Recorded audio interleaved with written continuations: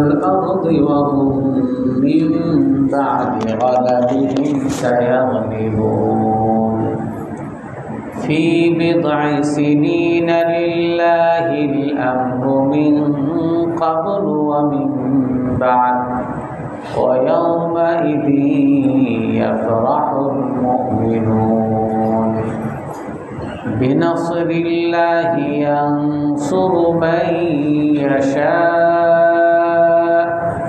وهو العزيز الحكيم وعد الله لا يخلف الله وعده ولكن أكثر الناس لا يعلمون صدق الله العظيم وقال النبي صلى الله عليه وسلم لما سئل أي الصدقة أفضل قال أن تتصدق وأنت صحيح شحيح تأمل الغنى وتخشى الفقر أو كما قال عليه الصلاة والسلام সম্মানিত মুসল্লিয়ানে কেরাম, আল্লাহ তাআলা কোরআনে কারীমের মধ্যে বলেন, লা ইয়াস্তাবি মিনকুম মান আনফাকা মিন ক্বাবলিল ফাতহি ওয়া ক্বাতাল উলাইকা আ'যামু দারাজাতাম মিনাল্লাযীনা আনফাকু মিন বা'দু ওয়া ক্বাতালু ওয়া কুল্লান ওয়া'দাল্লাহুল হুসনা ওয়াল্লাহু বিমা তা'মালুনা খাবীর। তারা কখনো সমান হবে না যারা মক্কা বিজয়ের আগে আল্লাহর রাস্তায় ব্যয় করেছে এবং জিহাদ করেছে, এবং যারা মক্কা বিজয়ের পরে আল্লাহর রাস্তায় জিহাদ করেছে এবং আল্লাহর রাস্তায় ব্যয় করেছে, তারা কখনো সমান হবে না। উলাইকা আ'যামু দারাজাতাম মিনাল্লাযীনা আনফাকু মিন বা'দু ওয়া ক্বাতালু। যারা মক্কা বিজয়ের আগে দান করেছে, জিহাদ করেছে, তাদের মর্যাদা অনেক বেশি তাদের থেকে যারা মক্কা বিজয়ের পরে দান করেছে, জিহাদ করেছে। ওয়াকুল্লাহু ওয়া'দাল্লাহুল হুসনা, তবে আল্লাহ তাআলা সকলের জন্য জান্নাতের ওয়াদা করেছেন। এই আয়াতের দ্বারা প্রমাণিত আল্লাহ তাআলা সাহাবায়ে কেরাম সম্পর্কে আয়াত নাজিল করেন, ওয়াকুল্লাহু ওয়া'দাল্লাহুল হুসনা, আল্লাহ তাআলা সকল সাহাবীদের জন্য জান্নাতের ওয়াদা করেছেন। এজন্য কোনো সাহাবী জাহান্নামী হবে না, এই আয়াতের দ্বারা প্রমাণিত। আর এই জন্য একটা বিতর্কিত বিষয় আছে যে সাহাবায়ে কেরাম তাদের সমালোচনা করা যাবে কিনা, সাহাবায়ে কেরাম নিষ্পাপ কিনা। নবীগণ নিষ্পাপ, সমস্ত উলামায়ে কেরামের একমত। সাহাবায়ে কেরাম নিষ্পাপ না, সাহাবায়ে কেরামের গুনাহ হয়েছে, কিন্তু আল্লাহ তাআলা তাদের তওবা করার সুযোগ দিবেন এবং তাদেরকে জান্নাতি বানাবেন। এই আয়াতের দ্বারা আল্লাহ তাআলা প্রমাণ করেন, ওয়াকুল্লাহু ওয়া'দাল্লাহুল হুসনা, সকল সাহাবীদের জন্য আল্লাহ তাআলা জান্নাতের ওয়াদা করেছেন। আল্লাহ তাআলা অন্য আয়াতের মধ্যে বলেন, ফালাকতাহামাল আকাবা ওয়া মা আদরাকা মাল আকাবা। তারা আকাবা জাহান্নামে নিক্ষিপ্ত হবে না। আপনি কি জানেন আকাবা জাহান্নামটা কি? আকাবা জাহান্নাম তাফসীরের কিতাবে আসে, তাফসীর ইবনে কাসিরে, জাহান্নামের 70,000 বছর গভীরে যে স্থানটা, সেটার নাম হলো আকাবা। সেই আকাবা জাহান্নাম থেকে বাঁচতে হলে কি কি উপায় আল্লাহ তাআলা বলেন, ফাক্কু রাকাবা আও ইতআমুন ফি ইয়াউমিন যী মাসগাবা ইয়াতীমান দা মাকরাবা আও মিসকিনান দা মাতরাবা।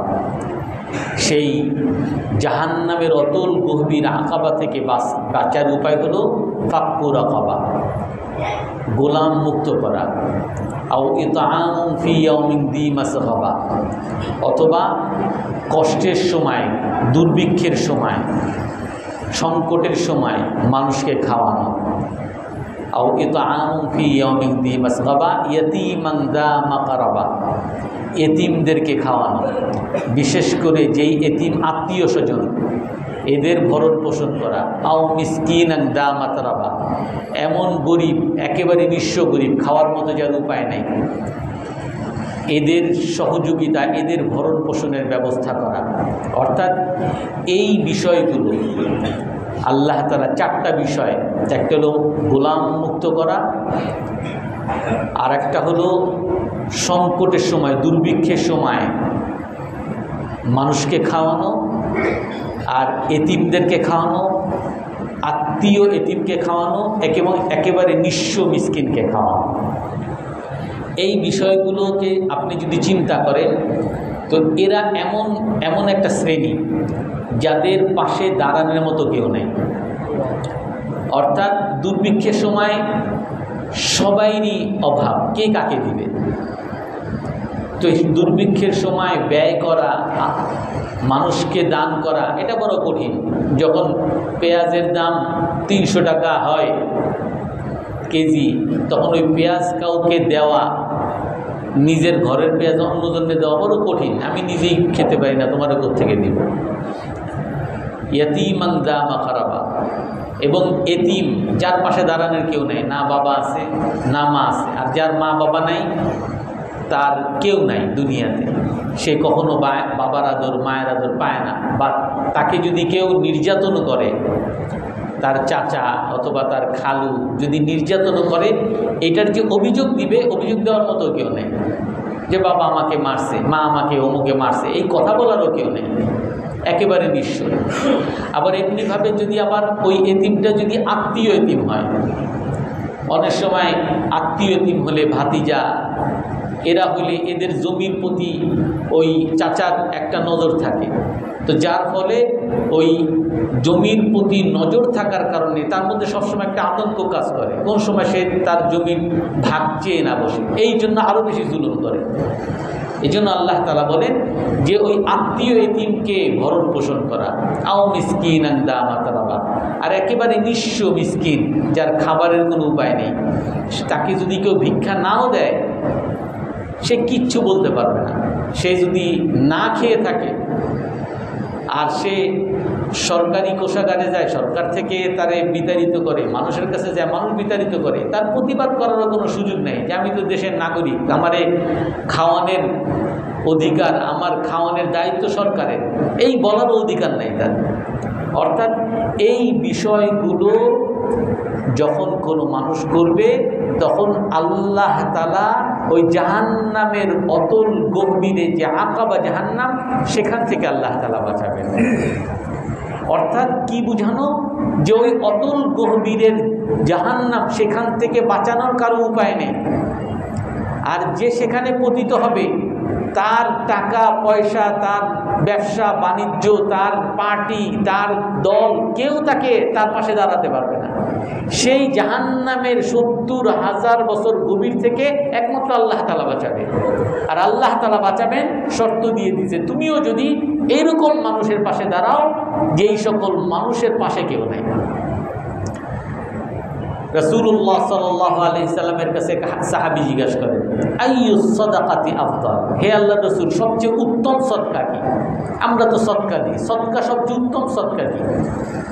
রাসূলুল্লাহ সাল্লাল্লাহু আলাইহি সাল্লাম বলেন, আনতা সাদ্দাকা ওয়া আনতা সাহিহুন শাহী, তুমি সদকা দাও এমন অবস্থায় যে তুমি সুস্থ, এমন অবস্থায় যে তুমি লোভী, তা'মুলুল গিনা, বড়লোক হওয়ার আশা করো, ওয়া তাখশাল ফাকরা, অভাবের আতঙ্কে, অভাবের ভয়ে থাকে।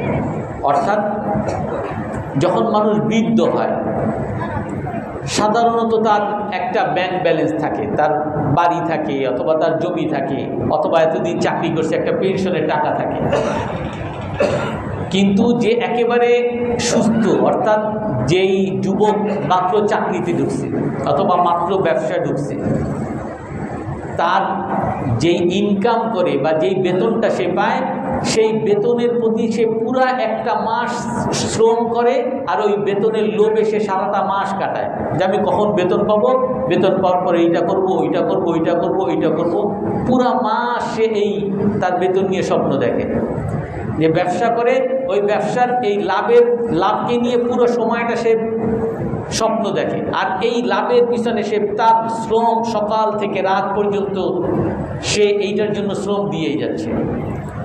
এবং সে তার তামুলুল গিনা, সে বড়লোক হওয়ার আশা আছে তার, যা সে চিন্তা করে যে এই মাসে আমি বেতন পাবো, বেতন থেকে আমি কিছু টাকা ব্যালেন্সে রাখবো, কিছু টাকা আমি সঞ্চয় রাখবো, এবং এই সঞ্চয় হইতে হইতে 2000 টাকা হইতে হইতে হইতে হইতে আমার 30 বছর পরে গিয়ে আমার হয়তো বা 10 লাখ টাকা হবে। ওই 10 লাখ টাকা দিয়ে আমি একটা বাড়ি কিনবো। অর্থাৎ এই 30 বছর আগ থেকে সে স্বপ্ন দেখে, সে তার বাড়ির স্বপ্ন দেখে। এই 30 বছর আগ থেকে সে স্বপ্ন দেখে আমি আমার পেনশনের টাকা এরকম জমবে, এই টাকা দিয়ে আমি একটা গাড়ি কিনবো, অথবা এই টাকা দিয়ে হজ করবো, অথবা এই টাকা দিয়ে এইটা করবো। অর্থাৎ এই স্বপ্ন নিয়ে সে চাকরি করতেছে, স্বপ্ন নিয়ে সে ব্যবসা করতেছে। ওয়াতাকশাল ফাকারা, আর সবসময় অভাবের সে ভয়ে আতঙ্কে থাকে যে চাকরি যদি চলে যায় তাহলে তো খাওয়ার উপায় নেই, ব্যবসা যদি আল্লাহ না করুক যদি লস খাই তাহলে তো বড় বড় ঝামেলায় পড়ে যাবে। রাসূলুল্লাহ সাল্লাল্লাহু আলাইহি সাল্লাম বলেন যে মানুষ যখন সুস্থ থাকে, মানুষ যখন স্বপ্ন দেখতে থাকে, অভাবী থাকে, এবং মানুষ যখন বড়লোক হওয়ার স্বপ্ন দেখে এবং অভাবের আতঙ্কে সবসময় থাকে, এই সময় সে মাত্র বেতন পাইছে, পুরা মাস তার চাকরি করছে, বেতন পাইছে 10,000 টাকা, তার চিন্তা 10,000 টাকার বাসা ভাড়া দিব 6,000 টাকা, 2,000 টাকা দিয়ে দেশে যাব, আর 2,000 টাকা থাকবে, এইটা আমার স্ত্রীর একটা জামা কাপড় কিনে দিব, আর 1,000 টাকা দিয়ে একটু খাওয়া দাওয়া করবো। অর্থাৎ তার পুরো টাকার হিসাব নিকাশ শেষ। সে বেতন নিয়ে আসছে, এসে বাড়িতে আসার সাথে সাথে দেখে যে দেশ থেকে তার এক চাচা আসছে, যে চাচা কি, চাচা আমার অনেক রোগ হয়েছে, আমি হাসপাতালে গেছিলাম, হাসপাতাল থেকে আমার এই টেস্ট দিছে, টেস্টে আমার প্রায় 5,000 টাকা লাগতেছে, আমার এই টাকা তো কোনো জায়গা পাইতেছি না, আমার পাওয়ারও উপায় নেই, এখন তুমি তো বাবা ঢাকায় আসো, এখন তোমার টাকার থেকে যদি আমার 5,000 টাকা দাও। এখন এই যে লোকটা যে বেতন পাইছে, পুরো মাস চাকরি করছে, এবং বেতন পাওয়ার থেকে কি কি করবে এটা বহুত, আর পুরো মাস থেকে স্বপ্ন দেখতেছে, এই সময় তার একজন আপনজন এসে যখন হাত পাচ্ছে, না দিয়েও তার উপায় নেই, এই সময় যদি সে এই চাচাকে ওই 5,000 টাকা দিতে পারে, রাসূলুল্লাহ সাল্লাল্লাহু আলাইহি সাল্লাম বলেন এটাই হলো সবচেয়ে সেরা সর্বোত্তম সদকা। অর্থাৎ অভাবের সময় সদকা করা এটা হলো সবচেয়ে উত্তম সদকা, দরকারের সময় সদকা করা এটা হলো সবচেয়ে উত্তম সদকা, সমাজের দুর্ভিক্ষের সময় সদকা করা এটা হলো সবচেয়ে উত্তম সদকা। আপনারা দেখছেন আমাদের মসজিদে একটা সময় এইখানে কাজ চলছে, আর সেই সময় আমরা প্রায় প্রতি সপ্তাহেই আমরা বলতাম আমাদের মসজিদের কাজ চলতেছে, আমাদের জানালার কাজ লাগবে, আমাদের টাইলসের কাজ লাগবে, আপনারা সহযোগিতা করেন। অনেক মানুষ বিরক্ত হয়েছে। আপনারা এখন দেখেন প্রায় আমাদের কাজ শেষ হওয়ার পরে প্রায় বছরখানেক হয়ে গেছে, আমরা কিন্তু আপনার কাছে আর কখনো বলি না যে আমাদের টাকা লাগবে। কিন্তু আপনি চিন্তা করেন, আপনি যদি বলেন যে আমি মসজিদে টাকা দিতে চাই আমার 2 লাখ টাকা, মসজিদে তেমন কোনো কাজ নেই, 2 লাখ টাকা কী করবে, হয়তো বা নতুন ঠিক করা লাগবে, আপনি সদকা দিচ্ছেন, ভালো বিষয়, আপনি মসজিদে দান করছেন।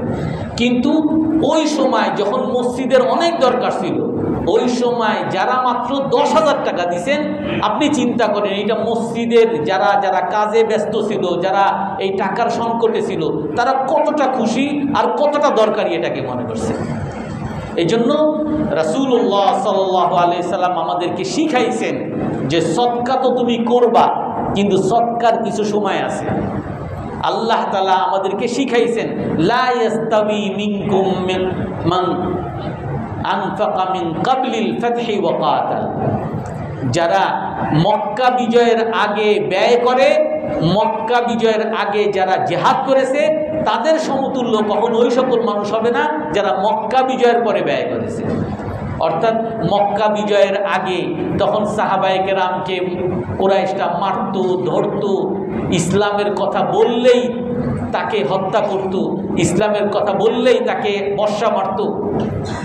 এই সময় তারপরও এত তাদের শাস্তি ভোগ করার পরেও যেই বেলাল রাদিয়াল্লাহু তাআলা আনহু বলছেন আমাকে মারো, আমি মরার জন্য তৈরি, কিন্তু তারপরও আল্লাহু আহাদ, আল্লাহ এক, এই কথা থেকে আমি সরব না। সর্বশেষে আর কিছু বলতে না পারে সে মায়ের খাইতো আর বলতো আহাদ আহাদ আহাদ, শুধু এই কথাটা বলতো যে এক আল্লাহ এক আল্লাহ। এই বেলাল রাদিয়াল্লাহু তাআলা আনহুর মতো একজন হাবশী গোলাম, এর সমতুল্য মক্কা বিজয়ের পরে যে আবু সুফিয়ান, বড় একজন নেতা, কুরাইশদের বড় একজন নেতা, প্রভাবশালী একজন নেতা, উনি ইসলাম গ্রহণ করেছে। কিন্তু সাহাবায়ে রাসূল সাল্লাল্লাহু আলাইহি সাল্লাম বলেন যে হে আবু সুফিয়ান, তোমার এই মক্কা বিজয়ের পরের ইসলাম আর ওই বেলালের মক্কা বিজয়ের আগের ইসলাম কখনো দুইটা সমান হবে না। ওনার মর্যাদা অনেক বেশি, কারণ উনি দুর্ভিক্ষের সময়, উনি কষ্টের সময়, বিপদের সময় উনি ইসলামকে ধারণ করেছে। এই জন্য এই দুর্ভিক্ষের সময়, কষ্টের সময় সদকা করা, কষ্টের সময় মানুষের পাশে দাঁড়ানো, এইটাই হলো ওই আকাবা, জাহান্নাম থেকে বাঁচার উপায়। আর এই কাজগুলো আমরা গত 2-3 সপ্তাহ ধরে বলেছি, এই কাজগুলোই সাহাবায়ে কেরাম করতেন। ওসমান রাদিয়াল্লাহু তাআলা আনহুকে আল্লাহ তাআলা ধনী বানিয়েছিলেন। ওসমান রাদিয়াল্লাহু তাআলা আনহুর এই ধন নিয়ে উনি শুধু ওই বাঘের মতো অপেক্ষায় থাকতেন যে কোন সময় দরকার হয়। যখনই রাসূলুল্লাহ সাল্লাল্লাহু আলাইহি ওয়াসাল্লাম ঘোষণা দিয়েছেন যে রুমা এই কূপ, এখন মুসলমানরা মদিনার মধ্যে পানি পান করতে পারে না, একটাই মাত্র কূপ আছে, রুমা কূপ, আর এই কূপটা ইহুদিদের দখলে, তো তারা মুসলমানদেরকে পানি দেয় না, পানির কারণে বড় কষ্টে আছে। এই জন্য রাসূল সাল্লাল্লাহু আলাইহি ওয়াসাল্লাম ঘোষণা দিয়েছেন যে এই রুমা কূপ কিনে মুসলমানদের জন্য যে ওয়াকফ করে দিবে, আমি তার জন্য জান্নাতের ওয়াদা করলাম। রাসূলুল্লাহ সাল্লাল্লাহু আলাইহি সাল্লামের এই ওয়াদা শুনেই হযরত ওসমান রাদিয়াল্লাহু তাআলা আনহু বলেন এটাই তো সুবর্ণ সুযোগ। ওসমান রাদিয়াল্লাহু তাআলা আনহু যত সম্পত্তি ছিল, মক্কায় যত সম্পত্তি ছিল, সমস্ত সম্পত্তি, অনেক সম্পত্তি বিক্রি করে ওই টাকা একত্র করে রাসূলুল্লাহ সাল্লাল্লাহু আলাইহি সাল্লামের কাছে এসে রাসূল বলেন, হে রাসূল, আমি এই রুমা, এই কূপটা আমি ওই ইহুদিদের থেকে কিনে আমি এই মুসলমানের জন্য ওয়াকফ করে দিলাম, আপনি মুসলমান সকলের জন্য এটা সদকা হিসাবে গ্রহণ করেন, আর আল্লাহর পক্ষ থেকে আপনি সব গ্রহণ করেন, কারণ আপনি আপনার উৎসাহী আমি এই ভালো কাজটা করছি। ওসমান রাদিয়াল্লাহু তাআলা আনহু এরকম অপেক্ষায় ছিলেন। জাইশুল উসরার সময়, তবুকের যুদ্ধের সময়, বড় কঠিন সময়, আমরা বলেছি বিস্তারিত, বড় কঠিন সময় ওসমান রাদিয়াল্লাহু তাআলা আনহু সুযোগে বসে আছেন। ওসমান রাদিয়াল্লাহু তাআলা আনহু বসে যত টাকা, সমস্ত টাকা নিয়ে রাসূলের কাছে দরবার হয়েছে। হে আল্লাহ রাসূল, আপনার এই 20,000 সেনাবাহিনী বহন করার মতো উপায় নেই, আমি আজ এইখানে 10,000 বাহন, এই 10,000 উট, এর মাল সম্বল সহ আমি এই যুদ্ধের জন্য, এই জিহাদের জন্য আমি ওয়াকফ করে দিলাম, সদকা করে দিলাম, এবং 10,000 দিনার আমি সদকা করলাম। রাসূলুল্লাহ সাল্লাল্লাহু আলাইহি ওয়াসাল্লাম এরকম কঠিন মুহূর্তে এরকম একটা দান পেয়ে, এরকম একটা মানুষের উপকার পেয়ে, তখন রাসূল সাল্লাল্লাহু আলাইহি ওয়াসাল্লাম এরকম টাকাগুলো এরকম উলট পালট করতেছেন। ইউখাল্লিবু আয-যাহাবা বিয়ামিনিহি ওয়া ইয়াসিরিহি, এই টাকাগুলো রাসূল সাল্লাল্লাহু আলাইহি ওয়াসাল্লাম একবার ডান হাতে আর একবার বাম হাতে নিচ্ছিলেন আর বলতেছিলেন, আল্লাহুম্মা গফির লি উসমান, হে আল্লাহ আপনি ওসমানকে মাফ করে দেন। আল্লাহুম্মা রাদিতু আনহু ফারদা আন উসমান, হে আল্লাহ আমি ওসমান রাদিয়াল্লাহু তাআলা আনহুর উপরে খুশি হয়ে গেছি, আপনিও তার উপরে খুশি হয়ে যান। আর ওসমান রাদিয়াল্লাহু তাআলা আনহুকে বলছেন, হে ওসমান, মা দররাকা মা ফাআলতা আল ইয়াউম, তুমি আজ যে উপকার করেছো মুসলমানের জন্য, এই উপকারের পরে আর তোমার কোনো ক্ষতি নাই, তোমার কোনো চিন্তা নাই, তুমি সরাসরি জান্নাতি। এইরকম কঠিন মুহূর্তে ওসমান রাদিয়াল্লাহু তাআলা আনহু সুযোগ হিসাবে গ্রহণ করতেন। রাসূল সাল্লাল্লাহু আলাইহি ওয়াসাল্লাম এক হাদিসের মধ্যে বলেন, ফিতনাতু উম্মতি আল মাল, আমার উম্মতের ফিতনা, পরীক্ষা হলো সম্পদ। ওয়া'লামু আন্নামা আমওয়ালুকুম ওয়া আওলাদুকুম ফিতনা, আল্লাহ তাআলা বলেন তোমাদের সম্পদ, তোমাদের সন্তান, এগুলো হলো তোমাদের পরীক্ষা। এই জন্য আল্লাহ তাআলা দুনিয়াতে মানুষ তৈরি করার সাথে সাথে তার জন্য দুইটা জিনিস রেখে দিয়েছেন। কোনো মানুষ টাকা ছাড়া বাঁচতে পারবে না। মানুষ আল্লাহ তাআলা মানুষের চাহিদা দিয়েছেন, তাকে খাইতেই হবে। কোনো খাওয়া ছাড়া কোনো মানুষ থাকতে পারে না, আর খাইতে হলে তার টাকা লাগবে। কোনো মানুষ ঘর ছাড়া থাকতে পারবে না, ঘরে থাকতে হলে তার টাকা লাগবে। অর্থাৎ দুনিয়াতে আপনি পানি খান আর ভাত খান, আপনি জামা কাপড় যাই পরেন, আপনার জন্য টাকা লাগবে। অর্থাৎ এই টাকাটা প্রতিটা মানুষের দরকারি বিষয়। এই জন্য রাসূল সাল্লাল্লাহু আলাইহি ওয়াসাল্লাম কি বলেন, এই টাকা ছাড়া যেহেতু মানুষ বাঁচতে পারবে না, এই জন্য টাকাটাই হলো তার পরীক্ষা। এই টাকা সে আল্লাহর হুকুম অনুযায়ী ব্যয় করে কিনা এবং সুবর্ণ সুযোগের অপেক্ষায় থাকে কিনা, আল্লাহ তাআলা এটা শুধু দেখেন। সবাই টাকা ব্যয় করবে, যে কাফের সেও টাকা ব্যয় করবে, আর যে মুসলমান সেও ব্যয় করবে, কিন্তু দেখেন এই ব্যয়টা কার কিভাবে হচ্ছে, আয়টা কার কিভাবে হচ্ছে। এক হাদিসের মধ্যে আছে, রাসূল সাল্লাল্লাহু আলাইহি ওয়াসাল্লাম বলেন যে লা ইয়াজালুল মুমিনু, কিয়ামতের দিন কোনো মানুষ পা সরাইতে পারবে না যতক্ষণ পর্যন্ত চারটা উত্তর না দিবে। তার মধ্যে সম্পদের দুইটা উত্তর, ফিমা মিন আইনা ইকতাসাবা, কিভাবে উপার্জন করছে, সে কি হালাল উপায়ে উপার্জন করছে নাকি না হারাম উপায়ে ঘুষ দুর্নীতি মানুষকে ঠকিয়ে উপার্জন করছে। আল্লাহ তাআলা এটার পরীক্ষা নেবেন, এটার প্রশ্ন করবেন, এটার পুঙ্খানুপুঙ্খ তদন্ত করবেন। এমন না যে আমি কোন জায়গা থেকে খাইলাম কেউ তো দেখে নাই, না, আল্লাহ তাআলার সিসি ক্যামেরা সব ধরা আছে। আল্লাহ তাআলা তদন্ত করবেন আমি কিভাবে, মিন আইনা ইকতাসাবা, কোন জায়গা থেকে উপার্জন করতেছি আমি, ওয়াফিমা আনফাকা, এবং কিভাবে ব্যয় করছি, এইটারও পরীক্ষা নেবেন, এটারও তদন্ত করবেন। আমি কি আমার টাকা পয়সা যখনই দেখছি যে ইসলামের কোনো সংকটকাল আসছে, মুসলমানের কোনো দুর্ভিক্ষ আসছে, সেই সময় আমার টাকা ব্যয় করছি, নাকি আমার টাকা আমি ওই যে ফিক্সড ডিপোজিট করছি, এটা যদি এখন ভাঙ্গি তাহলে তো আমার সুদের হার কমে যাবে। এই জন্য আমার মা তার চিকিৎসা ছাড়াই আমার মা মরে যাকে, এর জন্য আমি রাজি হয়ে গেছি, কিন্তু আমার টাকা আমি খরচ করতে আমি রাজি হইনি। আমি পরীক্ষার মধ্যে আল্লাহ তাআলা সার্বক্ষণিক সিসি ক্যামেরা দিয়ে আমাকে পরীক্ষা করতেছে, মিন আইনা ইকতাসাবা, কিভাবে সে উপার্জন করে, কিভাবে সে খরচ করে। তো এই জন্য সাহাবায়ে কেরাম ওই সংকটকালের অপেক্ষায় থাকতেন, দরকারের অপেক্ষায় থাকতেন। সবসময় তারা সম্পদ ব্যয় করাকে সুবর্ণ সুযোগ মনে করতেন, আর সেইটার অপেক্ষায় তারা থাকতেন। হযরত ওসমান রাদিয়াল্লাহু তাআলা আনহুর কথা বলেছি আমরা, হযরত আব্দুর রহমান ইবনে আউফ রাদিয়াল্লাহু তাআলা আনহুর কথা বলেছি। এমনকি তারপরে আরেকটা বিষয়, যে এই যে দানগুলো যে করতেন সাহাবায়ে কেরাম, তার মধ্যে একটা মৌলিক বিষয়, এই দানগুলো তারা একমাত্র আল্লাহকে খুশি করার জন্য করতেন।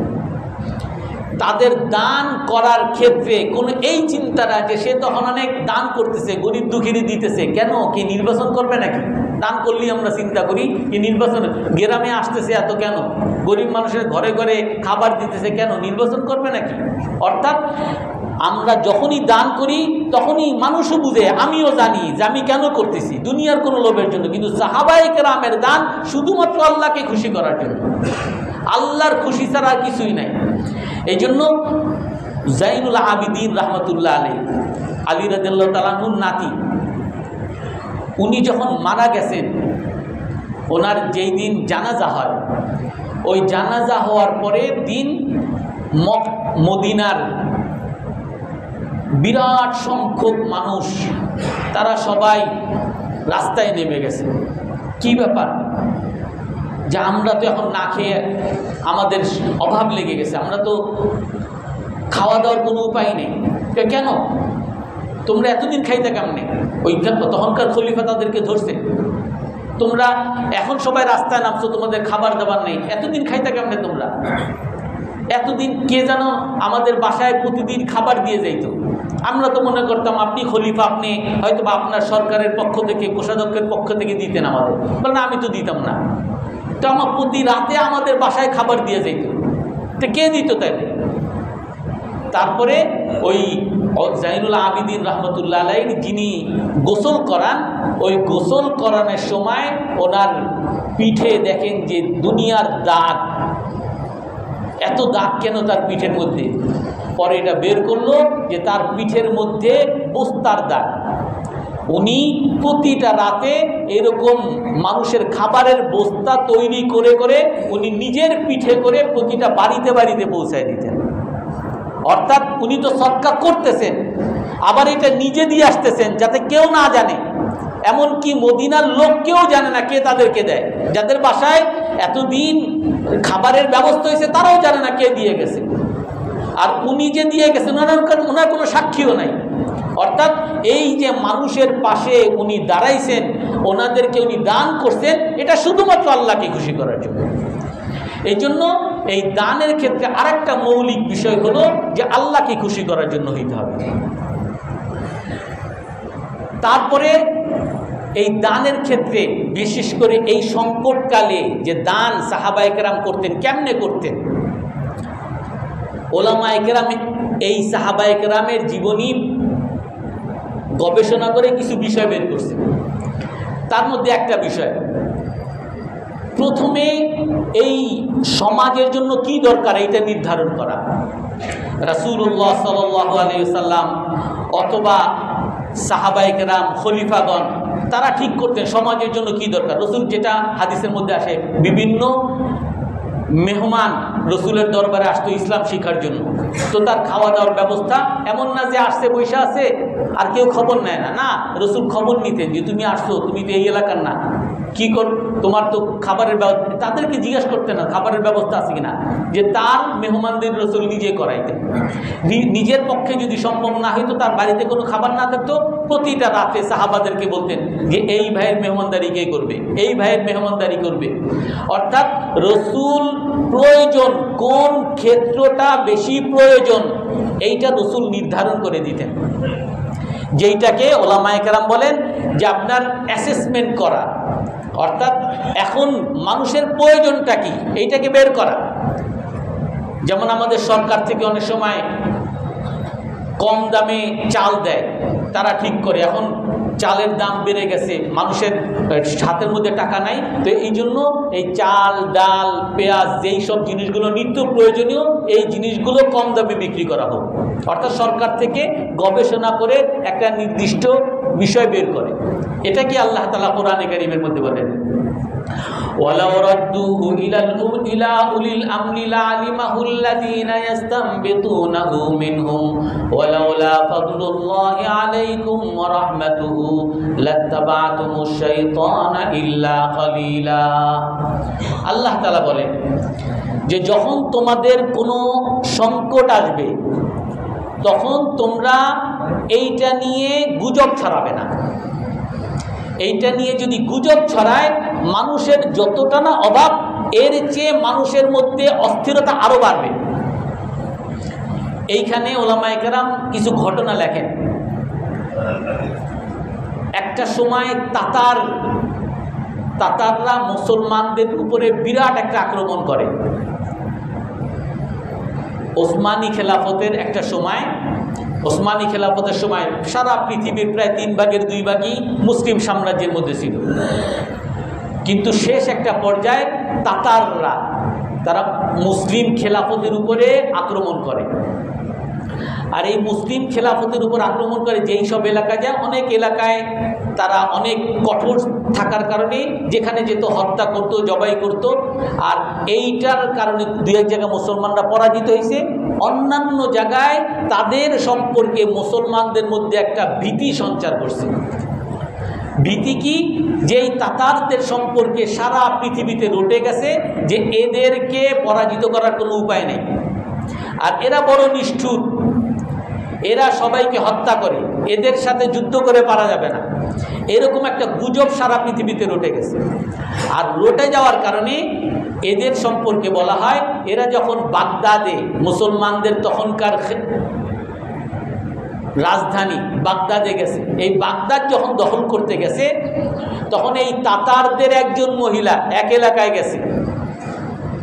এক এলাকায় যাওয়ার পরে ওই সমস্ত মানুষ, প্রায় হাজার খানেক পুরুষ, এদের সবাইকে বলছে তোমরা দাঁড়ায় থাকো, সবাই আমি তলোয়ার নিয়ে এসতেছি, তারপর তোমাদেরকে হত্যা করব। এই একজন মহিলা সে গিয়ে একটা তলোয়ার নিয়ে আসছে, তলোয়ার নিয়ে এসে তারপরে সে জবাই করা শুরু করছে। এই 1000 পুরুষের মধ্যে একজন মানুষও তার প্রতিরোধ করার কোনো সাহস হয়নি। এবং একজন মহিলার সাথে 1000 মানুষ যদি লাগে তো মহিলা তো সেখানেই মরে দেওয়ার কথা, কিন্তু তাদের মধ্যে এমন আতঙ্ক বিরাজ করছে যে এদের মোকাবেলা, এদেরকে পরাজিত করা সম্ভব না। আর এটা কেন হয়েছে? কারণ ওই গুজবের কারণে।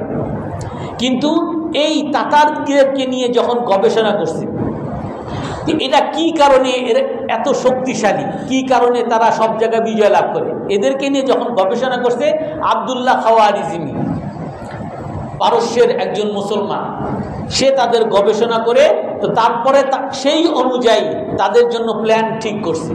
আর প্ল্যান ঠিক করে তাদের সাথে যখন যুদ্ধ হয় তখন সেই যুদ্ধে তাতাররা পরাজিত হয়। এরপর থেকেই তাতারদের পরাজয় শুরু হয়। অর্থাৎ মুসলমানদের মধ্যে গুজব এইটা একটা ভয়ানক বিষয়। এটা মুসলমানদের তাদের মনোবল ভেঙে দেয়, তাদের সমাজ ভেঙে দেয়। এই জন্য আল্লাহ তাআলা কি বলেন, এই গুজব থেকে বাঁচার কি উপায়? লা আলিমাহুল্লাযীনা ইস্তামবিতুনাহু মিনহু। যখনই এইরকম কোনো সংকট আসবে এই সংকটের সমাধানের বিশেষজ্ঞের কাছে তোমরা সবাই যাবে। যেমন কিছুদিন আগে আমাদের করোনা হয়েছে, করোনার কারণে সবার মধ্যে একটা আতঙ্ক। আবার কিছু মানুষ বলে যে এই করোনায় কিছুই হবে না, এই করোনা কোনো কিছু না, আল্লাহর কাছে দোয়া করব বাস, এই করোনা আমি সবার সাথে দেখা করব, করোনা সবার সাথে অসুস্থ ব্যক্তির কাছে যাব, সব কিছু করবো, কোনো কি এই করোনা মনে হয় কোনো কিচ্ছু না। অথচ আল্লাহ তাআলা কি বলেন, লা আলিমাহুল্লাযীনা ইস্তামবিতুনাহু মিনহুম, তোমরা অভিজ্ঞ বিশেষজ্ঞের কাছে যাও। এই করোনা সম্পর্কে ডাক্তারদের কাছে যেতে হবে। ডাক্তাররা কি বলে, ডাক্তারদের পরে সেই সময় ওই আলেম যে এই করোনা সম্পর্কে জানে না সে এইটার বিশেষজ্ঞ না, ওই ব্যবসায়ী ওই নেতা সে এই করোনার বিশেষজ্ঞ না। করোনার যিনি বিশেষজ্ঞ তার কাছে যাইতে হবে, সেই যেই সকল পরামর্শগুলো দেয় সেইগুলো আপনাকে মানতে হবে। এখন আপনি বলবেন যে কেন আল্লাহ তাআলা তো রাসূল সাল্লাল্লাহু আলাইহি ওয়াসাল্লাম হাদিসই বলছেন, মা আসাবাকা লাম ইয়াকুন লিইখতিয়াক ওয়া মা আখতাকা লাম ইয়াকুন লিইসিবাক, সব কিছু আল্লাহ তাআলা নির্ধারণ করে রাখছেন। তোমার যেই বিপদ আসবে কেউ ফিরাইতে পারবে না, তোমার যেই বিপদ আসবে না এই বিপদ তোমাকে কেউ দিতে পারবে না। এটা তো আমাদের ঈমান।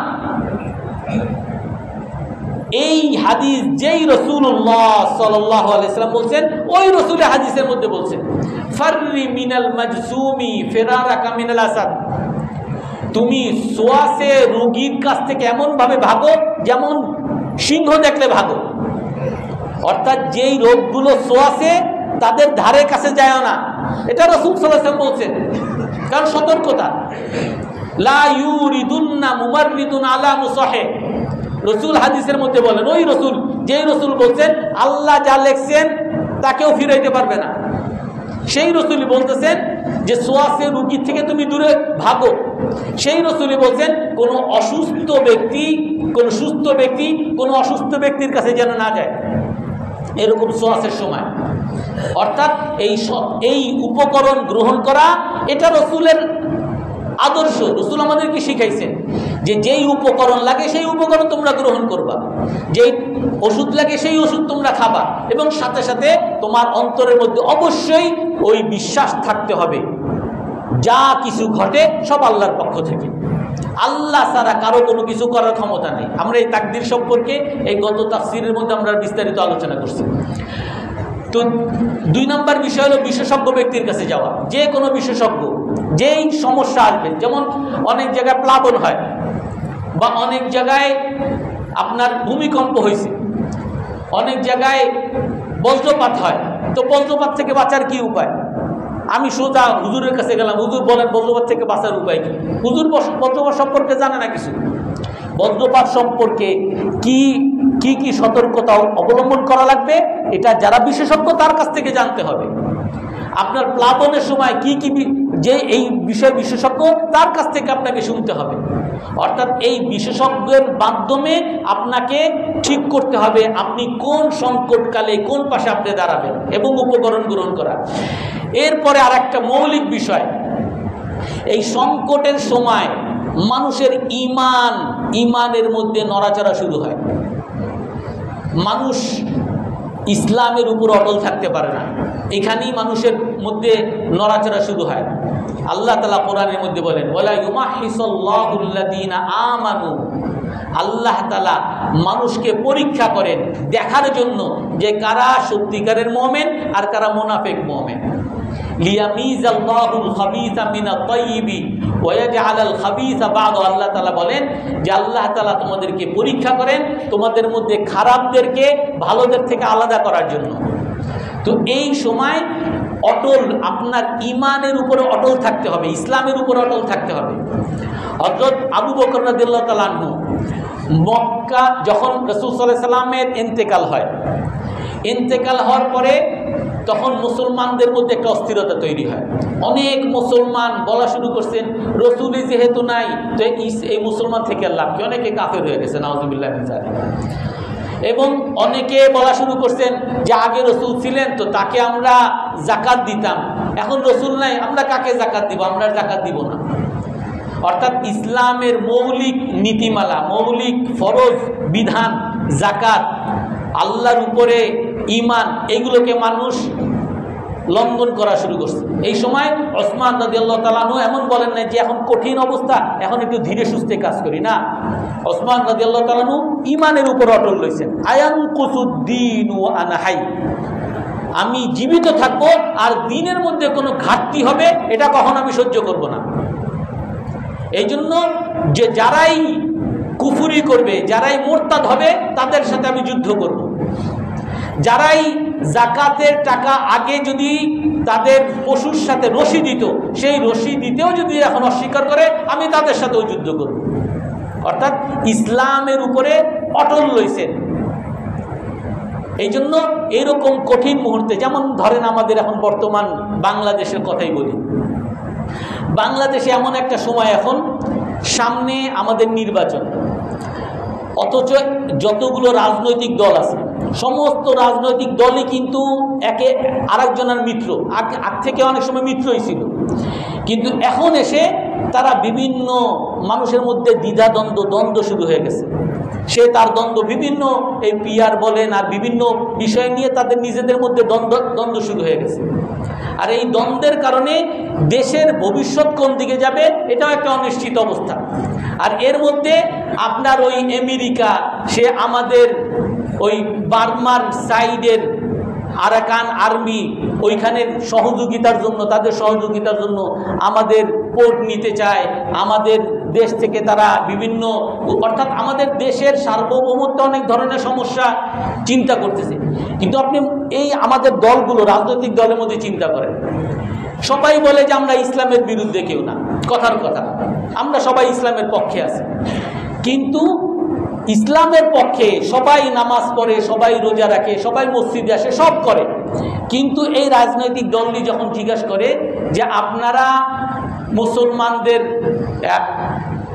আপনারা শরিয়া বিধান আপনারা মানবেন কিনা, যে শরিয়া বিধান আমাদের রাজনীতি না, শরিয়া বিধান আমরা মানব অস্বীকার করি, অর্থাৎ ইসলামী একটা মৌলিক বিধানকে অস্বীকার করতেছে। এমনিভাবে যারা ইসলামী রাজনীতি যারা করে, ইসলাম নিয়ে রাজনীতি করে, এদেরকে জিজ্ঞাসা করে যে আপনারা যদি ক্ষমতায় আসেন তাহলে আপনারা নারীদের কি পর্দা করাবেন কিনা, না না না, পর্দা করা ফরজ, এইখানেও না না না। অর্থাৎ এই যে আমি কিসের উপর, আমার মৌলিক বিধান কি, আমার মূল্যবোধ কি, এই মূল্যবোধটা আমি এখনো ঠিক করতে, হয়তোবা আমি ঠিক করতে পারি নাই যে আমার ইসলাম, আমি মুসলমান পরিচয় অর্থাৎ আইডেন্টি ক্রাইসিস, আমার আত্মপরিচয়টা আমি ঠিক করতে পারি না, আমি মুসলমান এই পরিচয়টাই আমি ঠিক করতে পারি না। আমি নামাজ পড়ি, আমি রোজা রাখি, আবার আমি বলি শরীয়ত মানি না, আমি নামাজ পড়ি, ইসলামী রাজনীতি করি, আবার আমি বলি যে পর্দা মানি না, আমি বলি যে সুদ যেমনে আছে এমনি চলুক, অর্থাৎ আমি মুসলমান, এই পরিচয়টা আমাকে আগে ঠিক করতে হবে। এবং ঠিক করার পরে আল্লাহর যত বিধান আছে এই সকল বিধানকে আমাকে প্রতিষ্ঠা করতে হবে। যেমন আবু বকর রাদিয়াল্লাহু তাআলা বলেন, আয়ানকুসুদ্দীন ওয়া আনা হাই, আমি জীবিত থাকবো আর দিনের মধ্যে কোনো ত্রুটি হবে এটা হইতে পারবে না। এই জন্য এইরকম অবস্থায় অটল থাকা।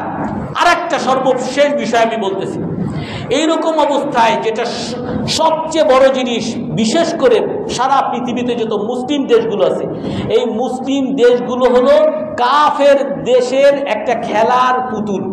সকল মুসলিম দেশ, সকল কাফের দেশদের বড় একটা এজেন্ডাই হলো এই মুসলিম দেশগুলোকে ধ্বংস করা।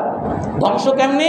তারা নিজেরা এসে দখল করবে না, তারা এই মুসলিম দেশগুলোর মধ্যে বিভক্তি তৈরি করবে, তারা দলাদলি তৈরি করবে, মারামারি তৈরি করবে। যত সংঘর্ষ হবে এটা তাদের লাভ, তাদের লাভের জন্য।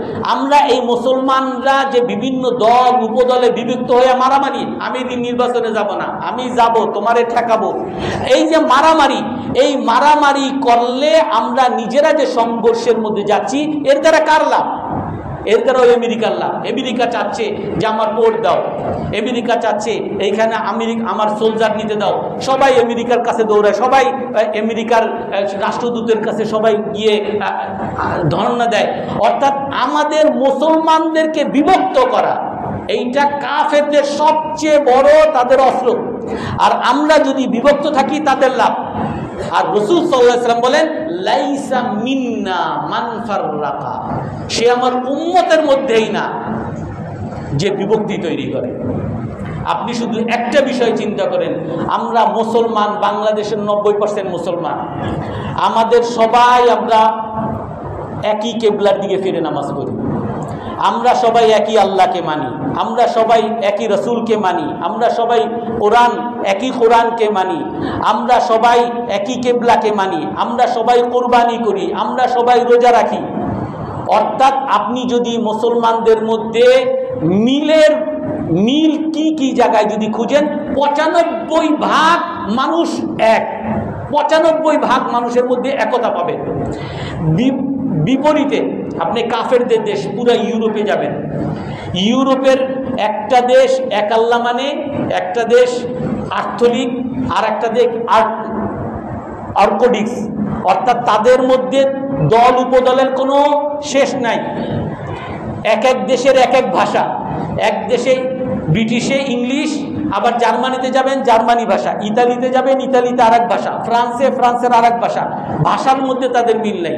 অর্থাৎ ইউরোপের দেশগুলোতে গেলে তাদের মধ্যে মাত্র 5% তাদের মধ্যে একতা পাবেন। আর মুসলমানদের মধ্যে আপনি খুঁজলে 95% ঐক্যের জিনিস পাবেন। কিন্তু ওই ইউরোপ যেখানে মাত্র 5% ঐক্য আছে, 95% বিভক্তি, তারা সবাই এমনভাবে মিত্রতা করছে, সবার মুদ্রা এক, তাদের দেশে কোনো বর্ডার নাই, তাদের দেশের যে কোনো সমস্যা তারা সবাই অ্যালায়েন্স করছে, তারা সবাই ন্যাটো করছে, কোনো যুদ্ধ লাগলে সবাই একসাথে ঝাঁপিয়ে পড়ে, তাদের উপর আক্রমণ করলে সবাই একসাথে তার প্রতিরোধ করে। অথচ তাদের মধ্যে মাত্র 5% একতা, আর মুসলমানের মধ্যে 95% একতা। অথচ এই মুসলিম দেশের মধ্যে হাজারো দল উপদলে বিভক্ত। আর এই আমরা দল উপদলে বিভক্ত হওয়ার কারণে এর দ্বারা কি মুসলমানের কোনো লাভ হয়?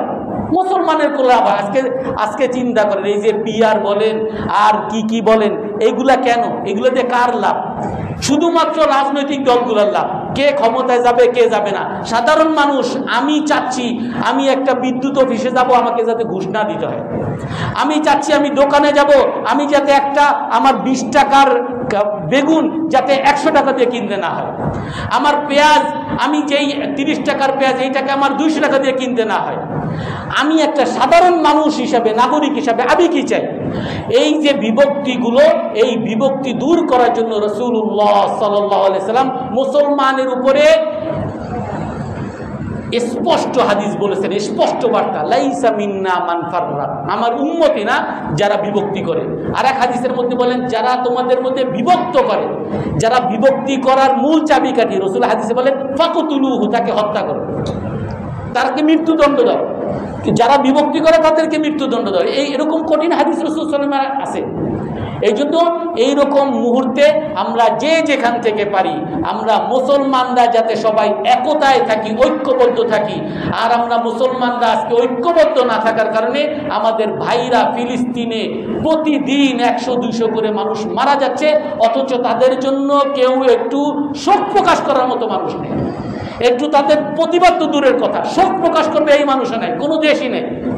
এই জন্য আমরা সবাই এক ঐক্যবদ্ধ থাকার চেষ্টা করবো তো ইনশাআল্লাহ। আল্লাহ তাআলা আমাদের সকলকে আমল করার তৌফিক দান করুন।